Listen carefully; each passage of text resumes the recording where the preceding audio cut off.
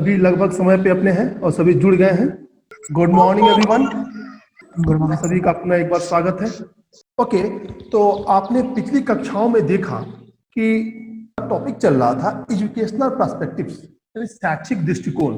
वह मैंने कुछ पिछली कक्षाओं में नोट शेयर किया था, जो मैंने आपको बताया था, एक डायग्राम भी बताया था। शैक्षणिक परिप्रेक्ष्य में, शैक्षिक दृष्टिकोण में शिक्षण और अधिगम की प्रायिकता क्या है।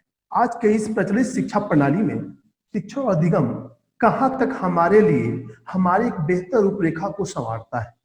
तो मैंने बताया था कि शिक्षा क्या है, जीवन से घनिष्ठ रूप से संबंधित है। मैं ये भी बताया था कि एजुकेशन है, दो लैटिन भाषा इडुकेयर और इडुसियर से मिलकर बना है। एक का अर्थ, इडुकेयर का अर्थ होता है शिक्षा देना, पालन करना, और इडुसियर का अर्थ होता है बाहर की ओर ले जाना। दैट मीन्स जो वातावरण है इंटायर एजुकेशनल सिस्टम में, जितने भी आपके लिए संभावनाएं हैं जिसके माध्यम से आप बेहतर शिक्षा ग्रहण कर सके, उसको बोलते हैं कि शैक्षणिक प्रक्रियाओं में आपकी योग्यताओं को, आपकी क्षमताओं को वातावरण की संभावनाओं के आधार पर आगे की ओर लाना, जिसके माध्यम से आपकी विकासोन्मुखी प्रक्रिया पूरी तरह से उन्मुख हो सके। तो मैंने इसके लिए डायग्राम भी शेयर किया था और बताया भी था। उसके बाद कुछ शिक्षा शास्त्री ने यह बताया था, एजुकेशनिस्ट ने यह बताया था कि एजुकेशन है, इजुको से निकला है। इजुको दैट मीन्स ई और डुको। यहाँ पर ई का अर्थ मीनिंग उन्होंने बताया था बाहर निकलना, और डुको का अर्थ बताया था पथ प्रदर्शित करना। दैट मीन्स अगर इसको फाइनलाइज रूप से आप सोचते हैं कि आखिर एजुकेशन का शाब्दिक अर्थ क्या है, तो एक ही चीज बाहर निकल कर आता है, पथ प्रदर्शित करना, ताकि वह आपको विकास की ओर उन्मुख कर सके। इसके अलावा मैंने यह भी बताया था पिछली कक्षाओं में कि शिक्षा के जो महत्वपूर्ण विचार थे, जो मुख्य 3 तथ्य थे जो स्पष्ट रूप से देखने को मिलते हैं, मैंने आपको डायग्राम के माध्यम से शेयर किया था। उसमें थे ईश्वर के प्रति उदरगामी अनुकूलन। मैं इसको थोड़ा एक बार शेयर कर देता हूँ कुछ मिनटों के लिए, फिर हम अपने आज के टॉपिक पे चलेंगे, क्योंकि आज का टॉपिक पीछे वाले टॉपिक से पूरी तरह से रिलेटेड है और उसको जानना आपके लिए बेहद ही जरूरी है। तो पीछे का जो टॉपिक है, मैं इसको आ रहा हूं अभी उस टॉपिक पे। तो उसमें शिक्षा के महत्वपूर्ण विचार के बारे में स्पष्ट रूप से बताया गया था।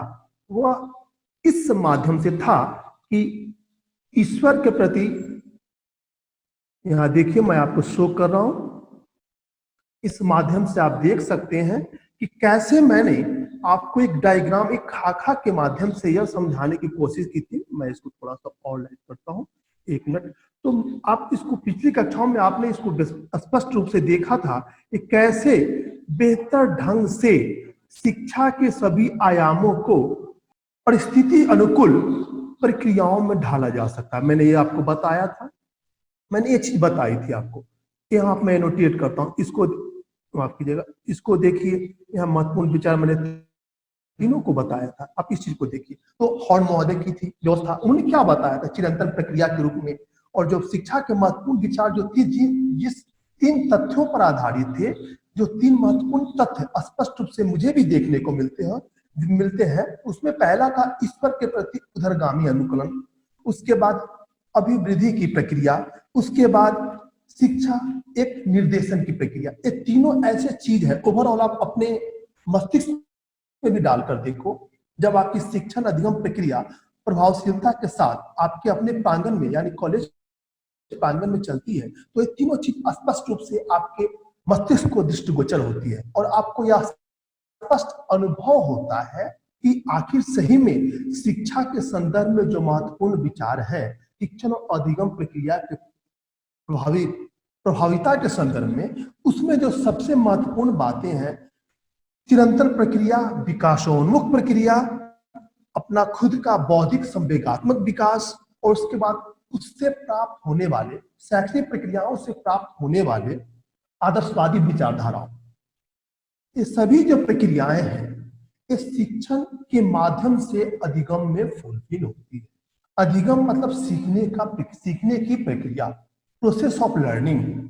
आपको मैंने बताया है एम्स ऑफ डिसिप्लिन में, मैंने आपको पढ़ाया है अनुशासन के उद्देश्य, तो मैंने 3 चीज बताए थे स्पष्ट रूप से, aims of discipline for teacher, aims of discipline for learner, aims of discipline for curriculum. इन तीनों चीजों को अगर आप इसमें समायोजित करते हैं तो एक आपको बेहतर अभिक्रमित अनुदेशन, दैट मीन्स प्रोग्राम इंस्ट्रक्टेड चीज बाहर निकलता है, और उसी के सभी आयामों को, उसके सभी मुख्य बिंदुओं को, उसके सभी पॉइंट को अगर आप ध्यान से देखें तो आपको स्पष्ट रूप से लगेगा कि सच में शिक्षण के बिना अधिगम अधूरा है, अधिगम के बिना शिक्षण अधूरा है, शिक्षण अधूरा है, माफ कीजिएगा। तो इन प्रक्रियाओं के आधार पर आप देख सकते हैं कि शिक्षण अधिगम की प्रक्रिया एक बेहतर सामंजस्य, एक बेहतर कोरिलेशन, एक बेहतर कनेक्टिविटी के साथ एक दूसरे के साथ जुड़ा हुआ है, जो एक द्विमुखी प्रक्रिया है।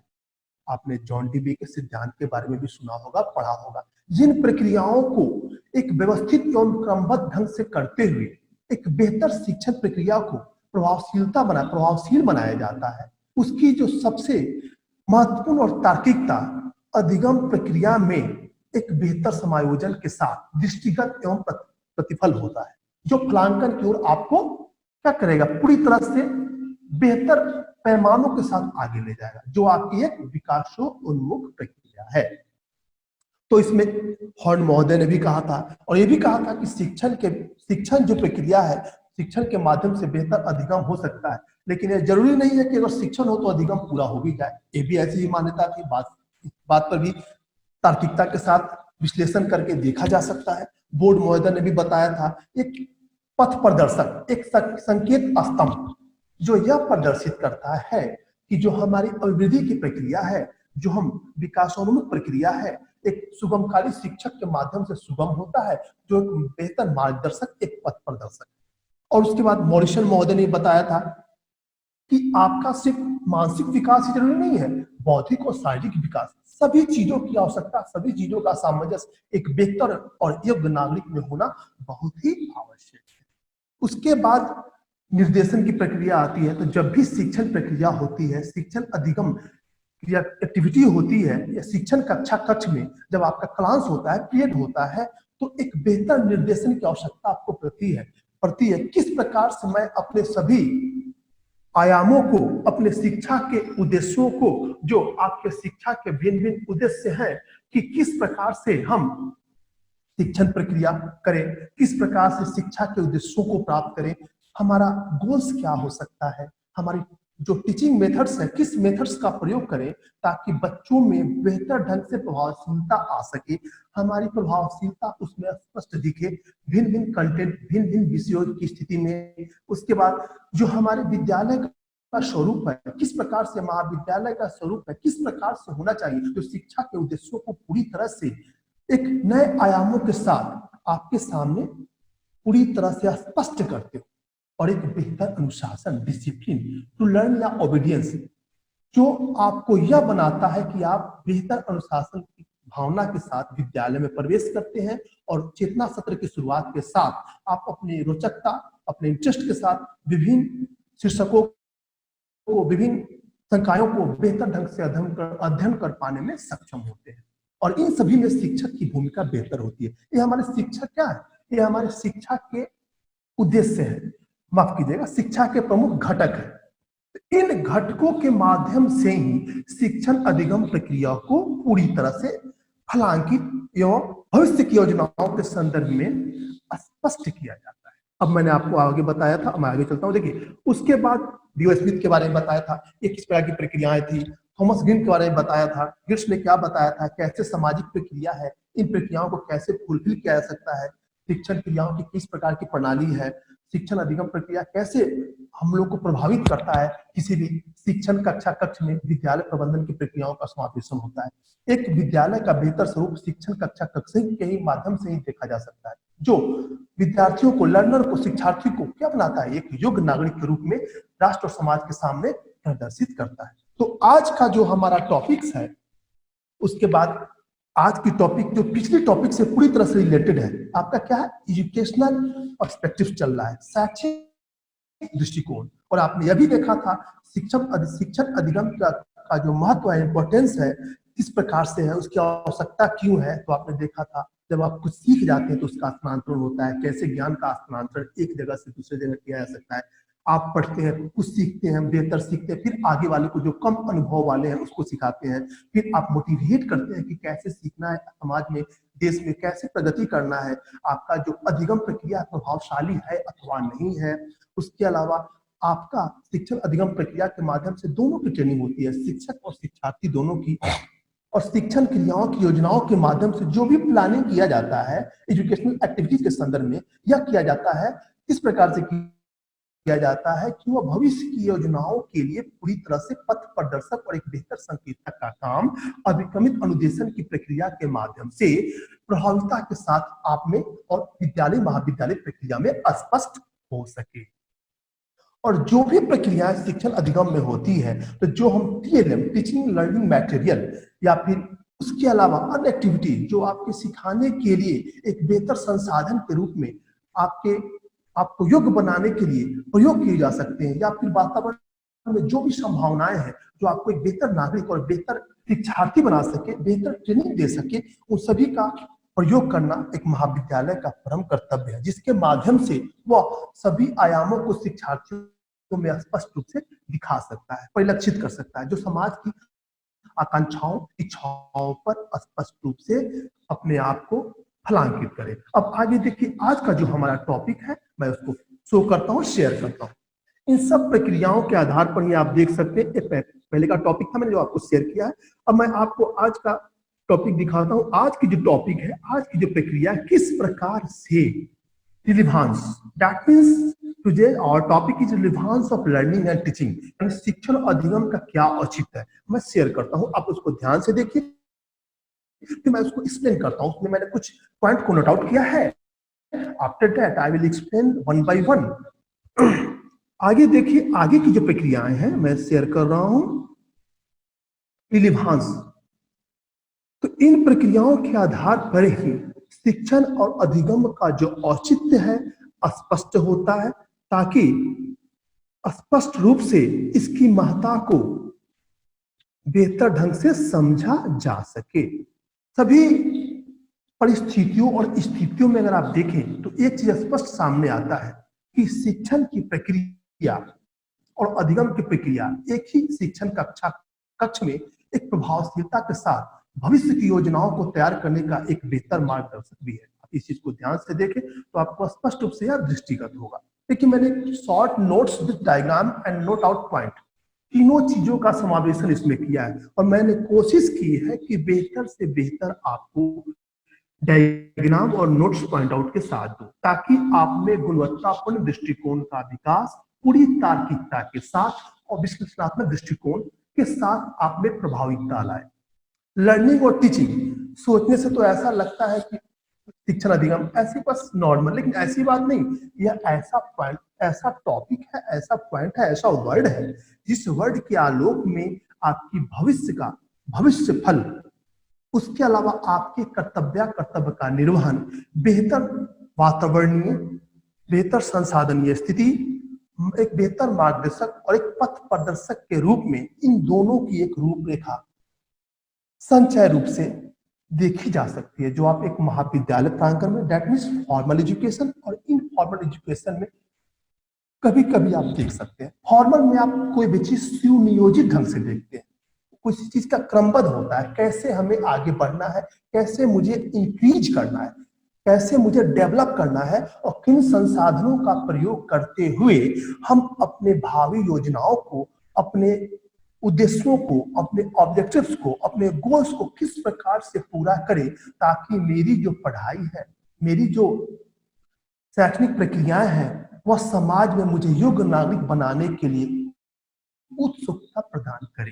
तो मैंने एक चीज आपको और बताया था, जो व्यक्ति की मनीषा होती है, दैट मींस विजडम, बुद्धि, सभी की अलग अलग होती है, सभी का आईक्यू लेवल अलग अलग होता है, लेकिन एक सुगमकारी शिक्षक का काम होता है कि भिन्न भिन्न स्थितियों में सभी शिक्षार्थियों को एक बंधन में, एक बेहतर व्यवस्थाओं के साथ नैतिक एवं चारित्रिक उत्थान के संदर्भ में एक बेहतर लेसन की तैयारी करना है। जो भी कंटेंट सामने प्रस्तुत करे या अधिगम की प्रक्रिया जो प्रभावी बनानी हो, तो मास्टरी ओवर द सब्जेक्ट आपके यूनिट 2 में है भी, जो आपका सिलसिलेवार ढंग से चल रहा है अध्ययन के माध्यम से। तो ये प्रक्रियाएं जो है, एक शिक्षक का होता है, एक उद्देश्य होता है, उसका एक मायना होता है कि किस प्रकार से मैं शिक्षार्थियों को बेल आउट करूं, उबारूं कि उनकी जो समस्याएं हैं विभिन्न विभिन्न विषयों से संबंधित कंटेंट में, शीर्षकों के संदर्भ में कैसे उनको मैं बेहतर बनाऊं ताकि उनमें गुणवत्ता का विकास हो सके। आज की थीम है प्रचलित शिक्षा प्रणाली की बेहतर थीम यही स्पष्ट होती है कि आप में गुणवत्तापूर्ण दृष्टिकोण का विकास नियत समय पर पूरी तरह से तार्किकता के साथ हो, ताकि आप अपने समाज को एक नई रूपरेखा के रूप में तैयार कर सके। एक अर्थव्यय एडी मुलर की एक परिभाषा है जो डिसिप्लिन के संदर्भ में है, आज्ञा पालन के संदर्भ में या फिर सीखने के संदर्भ में। तो उनका कथन रहा है बालक बालिकाओं को प्रजातंत्र के लिए तैयार करना। तो प्रजातंत्र का तैयार करने का मतलब क्या है?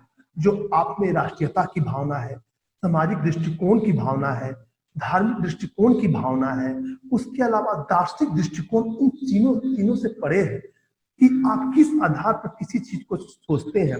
शिक्षण अधिगम प्रक्रिया को सोचने का तरीका आपका क्या है, चिंतनीय प्रक्रिया क्या है, आप द्वंद्व की स्थिति में है कि नहीं है। इन प्रक्रियाओं को का एक खाका तैयार करते हैं, एक सारणी तैयार करते हैं, एक डायग्राम बनाते हैं कि मुझे क्या करना है भविष्य की योजनाओं के संदर्भ में। तो यह सब प्रक्रिया कहाँ फुलफिल होती है? अधिगम के माध्यम से। कहाँ? शिक्षण कक्षा कक्ष में। किसके माध्यम से? एक सुगमकारी शिक्षक के माध्यम से, जिसके माध्यम से जो सरकारी निजी भागीदारिता स्पष्ट होती है। और आज के इस आधुनिकीकरण और निजीकरण के दौर में आप देखोगे कि जितने भी प्रमाणित कॉलेज हैं, विद्यालय, महाविद्यालय, सब यह प्रमाणिकता के साथ अध्ययन कराते हैं कि हमारी जो प्रबंधकीय व्यवस्था है जिसमें बालक या बालिका बेहतर अध्ययन के साथ भविष्य के लिए अपने आप को राष्ट्र निर्माता के रूप में अपने आप को क्या करे, पूरी तरह से स्पष्ट कर सके, सामने परिलक्षित कर सके। तभी तो आप एक योग्य नागरिक और एक राष्ट्र निर्माता के रूप में देश के लिए सहायक हो सकते हैं। चलिए, आज की जो टॉपिक है उसी टॉपिक में मैंने सब बताया है। तो सबसे इंपॉर्टेंट चीज, आप इस चीज को देखिए, आपको स्पष्ट दिख रहा होगा जहां तक मैं समझ रहा हूं। तो आप देख सकते हैं रिलीवांस। सबसे पहले इस वर्ड को देखिए, रिलीवांस। वर्ड रिलीवांस, आप इसका क्या मतलब निकाल सकते हैं, इसका क्या मतलब हो सकता है?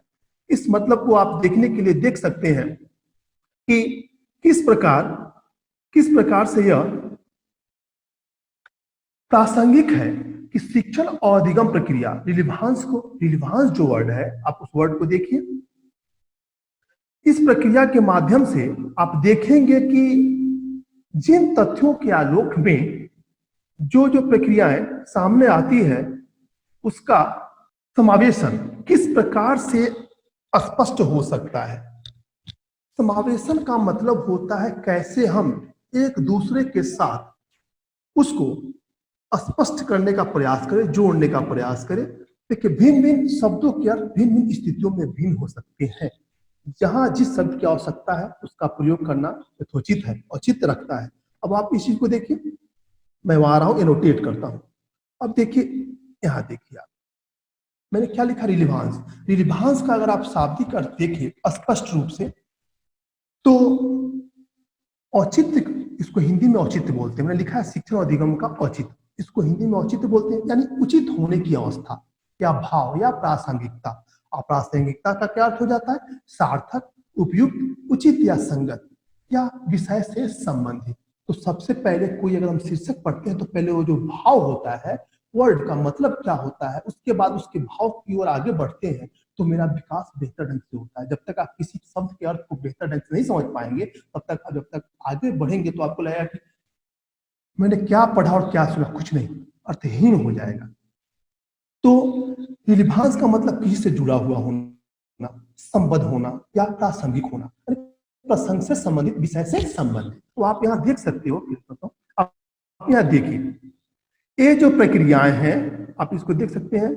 अधिगम, इस चीज को माफ कीजिएगा, इसको देखिए, अधिगम शिक्षण। मैंने यहाँ लिखा है जीवन पर्यंत चलने वाली प्रक्रिया है। आप सब जानते हैं कि शिक्षण और अधिगम प्रक्रिया क्या है, जीवन पर्यंत चलती है। जो क्या करता है, बालक के व्यवहार में परिपक्वता लाता है। जब आप कोई चीज सीखते हैं, जब आप पहली बार बीएड में एडमिशन के लिए आए, जब कक्षा शुरू हुई, तो आपको हर चीज लग रहा था कि सब में रोचकता है ही नहीं, इंटरेस्ट है ही नहीं, मैं क्यों पढ़ने आऊँ, मजा नहीं आ रहा है, कैसे कैसे क्या क्या सब्जेक्ट, क्योंकि आपके वो दैनिक जीवन से, सामाजिक प्रक्रियाओं से, समाज के सिलेबस से पूरी तरह से नहीं जुड़े हुए थे। सोशल वर्क पे या सामाजिक क्रियाओं के संदर्भ में आप देखेंगे तो जो आपका जो सिलेबस है पूरी तरह से अलग है। आप जब नए नए आयामों को देखे होंगे तो आपको ऐसा लगा कि मैं क्या करूं, समझ में नहीं आ रहा, लेकिन धीरे धीरे जैसे जैसे आप एडजस्ट होते गए, आपने इसके बारे में, इसके वर्ड को पहचाना कि क्या क्या वर्ड साइक्लिक वर्ड हो सकते हैं, तब आपकी प्रक्रिया आगे बढ़ने लगी और तेजी से आपका विकास होने लगा और आप में उस विषय से संबंधित या उस वर्ड से संबंधित परिपक्वता बड़ी बेहतर ढंग से आने लगी। तो ऐसा लगा अब आपको जो फीलिंग हो रही होगी पहले की अपेक्षा बहुत ही बेहतर हो रही होगी। यानी यह जो प्रक्रिया है सीखने सिखाने की जीवन भर चलने वाली प्रक्रिया है। शिक्षण होगा तो अधिगम होगा, अधिगम होगा तो ये प्रक्रिया जीवन की प्रक्रियाओं के रूप में स्पष्ट रूप से कंटिन्यूअस सतत रूप से आगे चलता रहेगा और इसके माध्यम से जो भी प्रक्रियाएं होंगी, प्रोसेस होगा, शिक्षण अधिगम प्रक्रिया, शिक्षण कक्षा कक्ष में वह आपके व्यवहार में परिपक्वता तो लाएगा ही लाएगा, साथ ही साथ आपका सर्वांगीण विकास भी करेगा, आपके सभी अंगों का विकास भी करेगा। जो जो क्षेत्र है इंटायर एजुकेशनल सिस्टम में आपको योग्य बनाने के लिए, सक्षम बनाने के लिए, आपको तार्किक बनाने के लिए, आपको विश्लेषणात्मक दृष्टिकोण के आधार पर सोचने समझने के लिए, आपको जो विशेष वातावरण का निर्माण होगा, सबका विकास कौन करता है? शिक्षण अधिगम प्रक्रिया के माध्यम से एक शैक्षिक वातावरण में आपका विकास परिपक्वता के साथ देखा जा सकता है। और क्या है यह द्विमुखी प्रक्रिया, मैंने बताया था, एक छोर पे शिक्षक और दूसरे छोर पे शिक्षार्थी होते हैं, इसलिए इसको द्विमुखी प्रक्रिया बोलते हैं। और एक दूसरे के बिना यह क्या है, एक दूसरे के लिए यह पूरक है। आप मैथ में, आपने मैथ में पढ़ा होगा पूरक, कोटि पूरक, समपूरक, आपने पढ़ा है ना, इसका डेफिनेशन आप समझते होंगे कैसे क्या होता है। पूरक का मतलब एक के बिना दूसरा अधूरा है और दूसरे के बिना पहला अधूरा है। जब शिक्षण तभी होगा जब अधिगम की प्रक्रिया होगी। शिक्षण अगर अगर कोई शिक्षक शिक्षण कार्य कर रहा है और कोई विद्यार्थी नहीं है तो क्या अधिगम होगा? नहीं हो पाएगा। या फिर अधिगम की प्रक्रिया चल रही है और शिक्षक नहीं हो तो प्रक्रिया पूरी होगी? नहीं हो पाएगी। दोनों एक दूसरे के से पूरक है, दोनों का एक दूसरे के पास रहना जरूरी है एक ही शिक्षण कक्षा कक्ष में, और दोनों के उद्देश्य एक ही है, इसलिए एक दूसरे की क्या है? पूरक है। उद्देश्य यही है दोनों को सीखना, क्योंकि ट्रेनिंग जब चलती है तो शिक्षक भी सीखता है, शिक्षार्थी भी सीखते हैं और भिन्न आयामों को प्रदर्शित करने के क्रम में उनकी योग्यताएं दिन प्रतिदिन विकासोन्मुख प्रक्रिया की ओर स्पष्ट रूप से दिखाई भी देती है और पहचान में भी आती है कि कैसे इसकी योग्यता धीरे धीरे बढ़ती जा रही है। जैसे आपका इवैल्यूएशन होता है, मूल्यांकन होता है, जो प्रक्रियाएं चलती है विद्यालय प्रांगण, माफ कीजिएगा, महाविद्यालय प्रांगण में, तो आप देखिएगा मूल्यांकन के क्रम में जो आपकी प्रक्रियाएं होती है, आपका एग्जाम होता है, जिसके माध्यम से यह जाना जाता है कि आप में उस संदर्भ में, उस विषय से संबंधित ज्ञान का विकास हुआ है।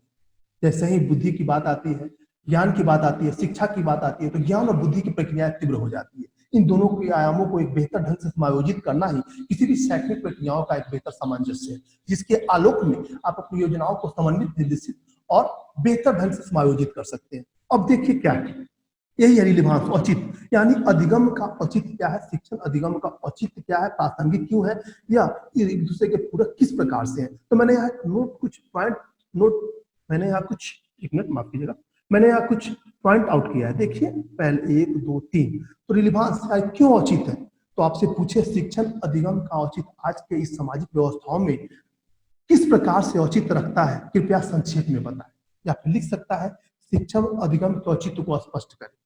तो आप इसमें कुछ मुख्य पॉइंट दे सकते हैं। पहला क्या है? शिक्षक का अनुभव। मैंने इसमें कुछ 7-8 पॉइंट डाले हैं। तो पहला क्या है? शिक्षक का अनुभव।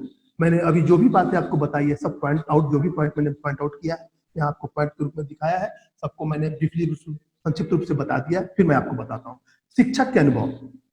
अगर कोई सुगमकारी शिक्षक जैसे ही क्लास में, माफ कीजिएगा, वर्ग में घुसता है, क्लास में घुसता है, तो यह सोच के घुसता है कि जो आज मुझे कंटेंट पढ़ाना है उसमें मुझे पूरी तरह से जानकारी होनी चाहिए, मास्टरी होनी चाहिए। तो मास्टरी ओवर द सब्जेक्ट और उसके अलावा टोटालिटी ऑफ एक्सपीरियंसेस, अनुभवों की पूर्णता, अगर ये दोनों का सामंजस्य किसी शिक्षक में हो जाए तो शिक्षक के अनुभव अधिगमकर्ता के लिए बेहतर मार्गदर्शक के रूप में प्रभावी हो सकता है। अगर अनुभव उनके पास नहीं है, कम अनुभव के आधार पर अगर शिक्षण के सभी आयामों को स्पष्ट करने की कोशिश करते हैं तो उनकी जो व्यवस्था है पूरी तरह से धूमिल दिखने लगेगी और वो आप स्पष्ट रूप से अधिगम नहीं कर पाएंगे और आपकी प्रक्रिया पूरी तरह से, जो परिस्थिति सामने आएगा उसके आधार पर आप अस्पष्ट हो जाएंगे और आपको उस विषय से जानकारी धीरे धीरे धीरे आप में धूमिल प्रक्रिया के साथ अर्थहीन हो जाएगी। तो शिक्षक के अनुभव एक शिक्षार्थी के लिए तार्किक दृष्टिकोण को बढ़ावा देता है, उसके लर्निंग जील को बढ़ावा देता है, उसमें रोचकता प्रदान करता है। अब दूसरा क्या, उचित शिक्षण विधि। एक सुगमकारी शिक्षक ही जानता है कि मुझे इस विषय वस्तु पर इस शिक्षण विधि का प्रयोग करना, ताकि बालक और बालिकाओं की जो सीखने की क्षमता है, क्योंकि सभी के आईक्यू लेवल अलग अलग होते हैं, एक ही शिक्षण कक्षा कक्ष में समूह में जब बालक बालिकाओं को पढ़ाया जाता है, बालकों को पढ़ाया जाता है, शिक्षार्थियों को पढ़ाया जाता है, तो यह सोचकर पढ़ाया जाता है कि सब में सीखने की क्षमता या सभी आयाम भिन्न भिन्न ढंग से ना एक ही रूप से स्पष्ट होंगे, लेकिन सक्षमता और स्वाभिषिक शिक्षा को बढ़ावा देते हुए यह देखा जाता है कि सबके आईक्यू लेवल अलग अलग है। और इस योग्यताओं के आधार पर आप शिक्षक ऐसे टेक्निक्स का प्रयोग करता है जिसके आधार पर यह स्पष्ट हो कि सभी बालक बालिकाओं में, दैट मीन सभी लर्नर्स में एक ही व्यवस्था के साथ सीखने की प्रक्रिया सरल है। क्योंकि हम जो मार्गदर्शन करते हैं, एक शिक्षक जो मार्गदर्शन करता है, जो पढ़ाता है, जो सिखाने की चेष्टा करता है, वह यह चेष्टा करता है इस रूप में कि जो बच्चों के, शिक्षार्थी के जो व्यवहार है इस विषय वस्तु से संबंधित, आज के शीर्षक से संबंधित जो प्रक्रियाएं हैं पूरी तरह से उसमें प्रभावशीलता के साथ स्पष्ट हो, ताकि उनमें तार्किकता है। देखने की दृष्टि से अगर देखें तो प्रचलित शिक्षा प्रणाली में आज की जो व्यवस्थाएं हैं, उचित शिक्षण विधि का प्रयोग सर्वथा देखने को नहीं मिलता है। यह हमारी प्रचलित शिक्षा प्रणाली की सबसे बड़ी अव्यवस्था है कि किस टीचिंग मेथड्स का प्रयोग करके, मैंने, आप जानते भी हैं, सुपरवाइज्ड मेथड होता है, ड्रामेटिक होता है, बहुत सारे मेथड्स है, there are different types of techniques. तो किस विधि का कब प्रयोग करना एक सुगमकारी शिक्षक ही जानता है। इसलिए कहा जाता है कि शिक्षक और अधिगम प्रक्रिया में, शिक्षण व अधिगम की प्रक्रिया में जो उसका उचित है, प्रासंगिक है, विषय से संबंधित संबंध रखता है, उसमें उचित शिक्षण विधि का प्रयोग बहुत ही जरूरी है। तीसरा क्या, शिक्षक का व्यक्तित्व। अगर एक शिक्षक का व्यक्तित्व, माफ कीजिएगा, अगर एक शिक्षक का व्यक्तित्व, उनका चरित्र, उनका नैतिक जो प्रक्रिया है, उनकी नीतियां अगर बेहतर नहीं होगी तो वह कैसे बच्चों में इसका विकास कर पाएंगे। जब एक शिक्षक चरित्रवान होगा तभी जो लर्नर्स है वो भी चरित्रवान होंगे। शिक्षक के आदर्श को देखकर उसके आदर्श को अपनाएंगे। आदर्श दैट मीन्स जिसके गुण अवलोकन करने योग्य हो या ग्रहण करने योग्य हो। तो एक शिक्षक के जो गुण होते हैं, सभी लर्नर्स चाहते हैं कि उसमें जो प्रभावशीलता है हम में आए। तो शिक्षक का चरित्र बहुत ही मायने रखता है, उसका व्यक्तित्व बहुत ही मायने रखता है, जिसके आधार पर वह यह स्पष्ट करता है कि हमारी व्यवस्था क्या है, मैं जो सिखाना चाहता हूं आप में किस प्रक्रियाओं के माध्यम से स्पष्ट होगी। तो व्यक्ति का चरित्रवान होना, माफ कीजिएगा, शिक्षक का चरित्रवान होना और साथ ही साथ शिक्षार्थी का उनके अनुगामी के रूप में चरित्रवान होना बहुत ही जरूरी है, तभी सीखने सिखाने के माध्यम की प्रक्रिया को स्पष्ट किया जा सकता है। अब आगे देखिए, उसके बाद क्या है, अब देखिए, अब अगला है शारीरिक विकास। आप सभी जानते हैं कि शारीरिक विकास सिर्फ एक अधिगम प्रक्रिया में सिर्फ आपका मानसिक विकास ही जरूरी नहीं है, शारीरिक विकास भी जरूरी है, जिसके माध्यम से आप यह स्पष्ट रूप से देख पाते हैं कि मैं जो सीख रहा हूं उसमें जो हमारे हमारे शरीर का जो विकासोन्मुख प्रक्रिया है, जैसे आपके कॉलेज में पीटी टीचर, डांस प्रोग्राम या फिर योगासन आदि, इन प्रक्रियाओं के माध्यम से स्मरण शक्ति को तेज करना, शरीर के हर भाग को मजबूत बनाना, ताकि मनुष्य स्वस्थ होकर पूरी चेतना के साथ अध्ययन प्रक्रिया को कर सके। तो इसके लिए जरूरी है कि आपका शारीरिक विकास होना। तो ये प्रक्रिया भी संस्थान करती है, दिखाती है। जैसे आप खेलकूद प्रतियोगिता करते हो, आपके जैसे महाविद्यालय में बहुत सारे इक्विपमेंट्स वगैरह हैं, उसके अलावा जो भी खेलकूद से संबंधित जो भी चीजें हैं जिसके माध्यम से आपके शारीरिक विकास को बढ़ावा मिलता है, वो सभी प्रक्रियाएं महाविद्यालय के माध्यम से प्रदान की जाती है। वो सब क्या है, एक शिक्षण अधिगम का प्रारूप है। ये सब प्रक्रिया बेहतर ढंग से सीखने का, सुनियोजित ढंग से सीखने का प्रक्रिया कहाँ होता है, एक विद्यालय प्रांगण में होता है। शिक्षण कक्षा कक्ष तो आपको आपके सभी आयामों को स्पष्ट करता है सीखने सिखाने की प्रक्रिया का, साथ ही साथ आपके शारीरिक विकास को बढ़ावा देने के लिए भी भिन्न भिन्न चीजों को स्पष्ट करता है कि आप कैसे खेलकूद करें, किस खेलकूद के माध्यम से किस चीज का विकास होता है और उस विकास की प्रक्रिया हमारे लिए क्यों जरूरी है और हमारे भविष्य के लिए किस प्रकार से वो हमको स्पष्ट करे कि हमारी शारीरिक प्रक्रिया हमारे लिए, हमारे राष्ट्र के निर्माण में हमको स्वस्थ बनाने की प्रक्रियाओं के रूप में स्पष्ट दृष्टिगत हो। इन प्रक्रियाओं के माध्यम से शिक्षण अधिगम प्रक्रिया का जो औचित्य है प्रासंगिक, माफ कीजिएगा, औचित्य है प्रासंगिक रूप से या विषय से संबंधित स्पष्ट रूप से दिखता है। अब देखिए सामाजिक विकास, तो अधिगम की प्रक्रिया जब प्रभावी होती है, जब आप कुछ नया चीज सीखते हैं तो समाज में जो भी समस्याएं हैं, जो भी जिस भी प्रकार की समस्याएं हैं, उस समस्याओं का समाधान करने की योग्यता आप में स्पष्ट हो जाती है। तो क्या कहा जा सकता है कि सामाजिक विकास की भावना किसके माध्यम से होगी? आप सोशल डेवलपमेंट कैसे कर सकते हैं? जब तक आप में उसका गुण आएगा नहीं तब तक कैसे करेंगे? तो ये जब तक सीखेंगे नहीं कि योग्यता कैसे होती है, किस मेथड्स के आधार पर हम किसी समस्या का समाधान करेंगे, तो योग्य कैसे बनेंगे, इसके लिए आपको अधिगम प्रक्रिया को पूरी तरह से फलीभूत करना होगा। एक शिक्षण कक्षा कक्ष में विभिन्न आयामों को साझा करना होगा, विभिन्न प्रक्रियाओं समस्याओं को अपने अनुरूप बनाना होगा, ताकि मैं उसको बेहतर ढंग से सामंजस्य करते हुए इसका निराकरण कर सकूं। उसके बाद क्या है? मानसिक विकास। तो मानसिक विकास की जो प्रक्रिया है आप देख सकते हैं, संज्ञानात्मक विकास आपने पढ़ा भी होगा, जॉन डीवी का संज्ञानात्मक विकास। तो जब कक्षा का शिक्षण प्रक्रिया चलती है तो जो शिक्षक के अनुभव होते हैं बालकों के मानसिक विकास को बढ़ावा देते हैं। शिक्षक के अनुभव बालक के मानसिक विकास को बढ़ावा देने में सबसे अधिक सक्षमता प्रस्तुत करते हैं। उनको ऐसा महसूस होता है कि जो उनके अनुभव है किसी भी संदर्भ में, समस्या समाधान हो या फिर किसी खोज के संदर्भ में, रिसर्च के संदर्भ में, अनुसंधान के संदर्भ में, विभिन्न आयामों के संदर्भ में, शिक्षा के उद्देश्यों के संदर्भ में, इन सब का विश्लेषण करने पर आपकी जो मानसिक विकास की प्रक्रिया है, आपकी जो प्रक्रिया है ज्ञान प्राप्त करने के, ज्ञान के जो स्रोत है, उस सब को संकलित करने का प्रयास करते हैं। संकलित करके क्या करते हैं? अपने मानसिक विकास को बढ़ावा देते हैं। उसके बाद क्या है?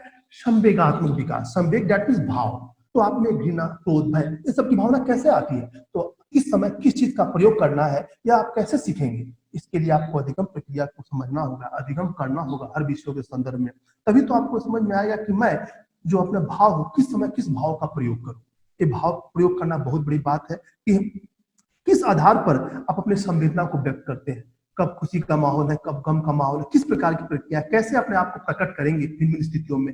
ऐसा तो नहीं है कि गम की स्थिति में आप वहां पर गए और अपने भाव को स्पष्ट कर ले कि नहीं मैं तो खुश हूं। तो ये प्रक्रिया क्या है? सब आपके संवेगात्मक जो विकास है आपका यहाँ गलत है। ये सब अधिगम की प्रक्रिया के माध्यम से सीखा जा सकता है कि आप अपने संवेदनाओं को कब कैसे प्रकट करें। उसके बाद देखिए बालक का नैतिक एवं चारित्रिक विकास।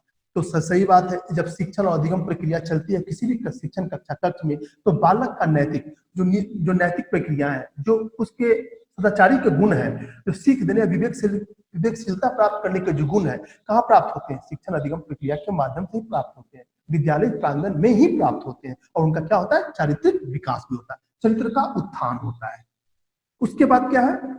नागरिकता का विकास। जब आप योग्य शिक्षार्थी जब बेहतर ढंग से अधिगम कर जाता है, कर लेता है, और जब समाज में एक बेहतर व्यवस्थित नागरिक के रूप में अपनी छवि को स्पष्ट करता है, तो क्या होता है? उसमें एक सफल नागरिक का विकास हो जाता है। भारत क्या है? प्रजातांत्रिक देश है, एक विकासशील देश है।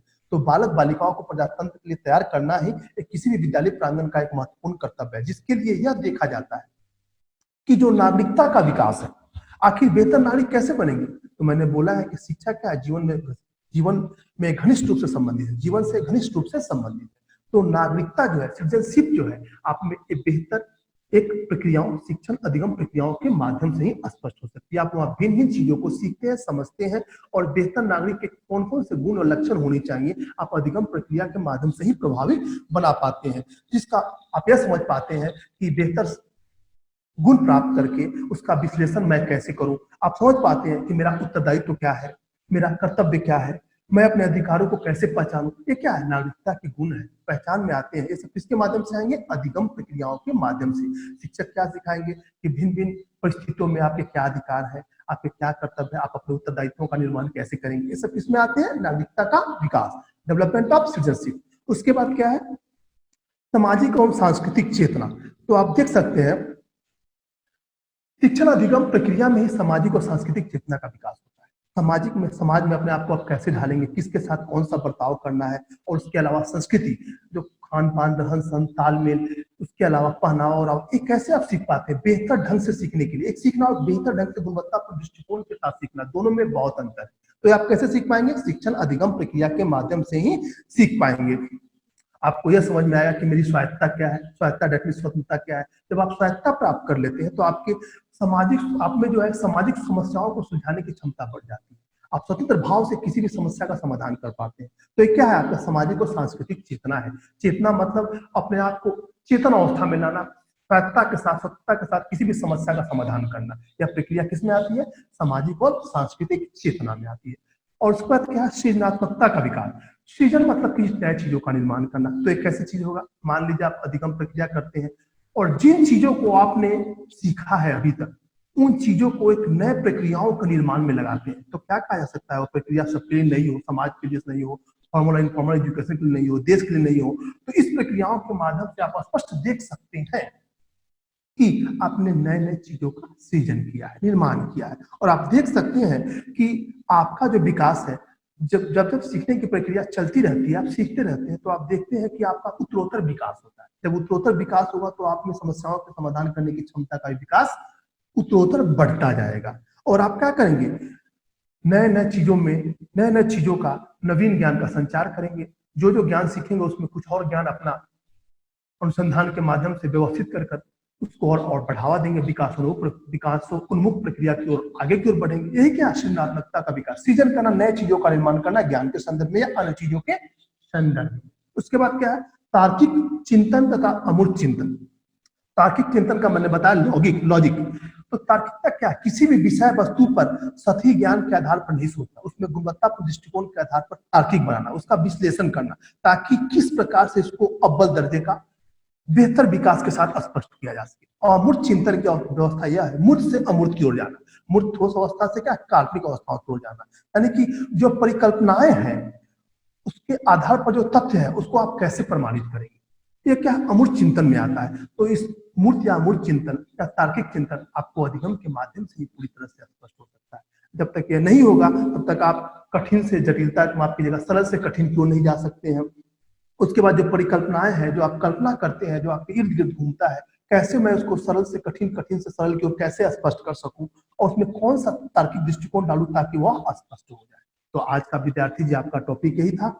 मैं समझता हूं कि आपको जो मैंने शेयर किया स्पष्ट रूप से दिख भी रहा होगा, और मैं समझ रहा हूं कि आपकी इच्छाएं आकांक्षाएं पूरी हो पा रही है ऑनलाइन लाइव टीचिंग में। आपकी सहभागिता ये अधिगम प्रक्रिया को पूरी तरह से स्पष्ट करती है। और मैं आप सबको खुद के अनम्यूट करता हूँ। जिनके पास कुछ नेटवर्क की कमी, हमको समस्या हो रही होगी, मैं समझ रहा हूँ, बट मैं यहाँ से कोशिश करता हूँ, हमारे संस्थान यहाँ से कोशिश करती है कि बेहतर से बेहतर आपको पढ़ाई का माहौल प्रदान किया जाए ऑनलाइन लाइव टीचिंग के माध्यम से। और आप स्पष्ट रूप से देख भी पा रहे हैं, मैं आपको देख भी पा रहा हूँ, सभी जुड़े हुए हैं पार्टिसिपेंट्स, और आपकी सहभागिता अधिगम प्रक्रिया को बेहतर बना रही है। इसके लिए मैं पुनः एक बार आपको बहुत बहुत धन्यवाद देता हूँ।